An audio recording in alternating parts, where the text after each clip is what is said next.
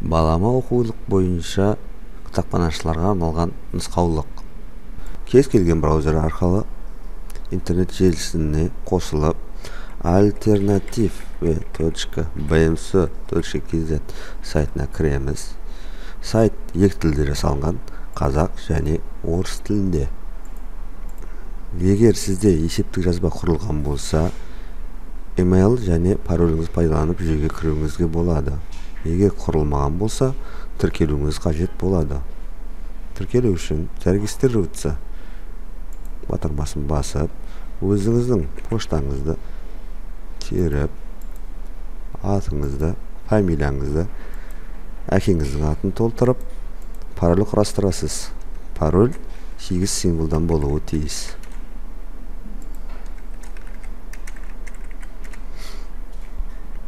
Барлық жолақтарды толтырып болғаннан кейін тіркелу батырмасын басамыз. Сіз тіркеліп болдыңыз. Кіру үшін поштаңыз тіркелген кезінде пайдаланылған поштаны жазып, парольді жазып, жүйеге кіреміз. Жүйеге ең бірінші кірген кезде сізге профильді толтыруыңызды сұрайды. Барлық жолақтар бойынша бірінші телефон нөміріңізді толтырасыз. Онан кейін қай облыс таңдайсыз. Облыстың районын таңдайсыз.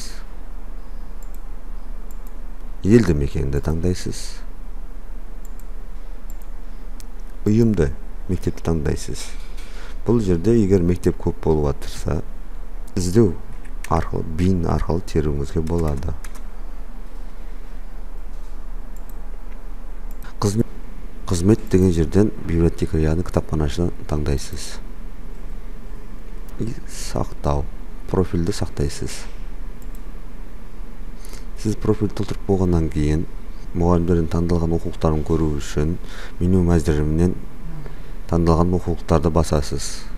Басылған кезде пән бойынша қанша мұғалім қай нені баспаны таңдағанын көрсетіледі. Мектеп мұғалімдері өз таңдауларын жасап болғаннан кейін мектеп кітапханашысы мектептегі оқушылардың контингентін ескере отырып кітаптарға тапсырыс береді.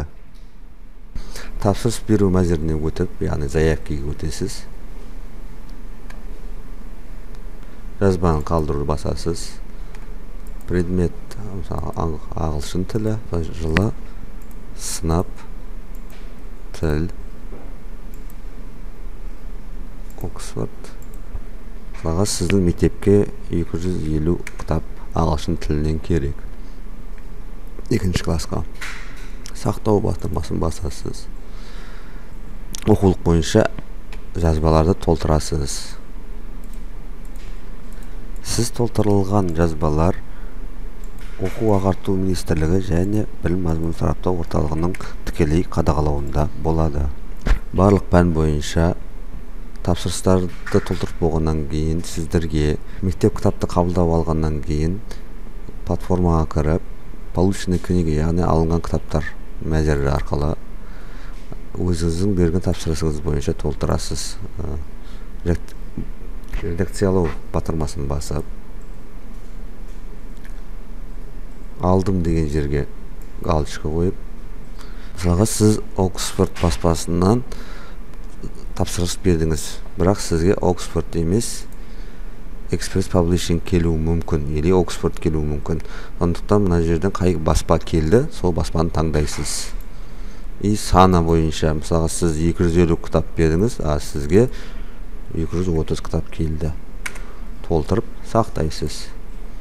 Әр пән бойынша берілген тапсырыстарды толтырып шығасыз.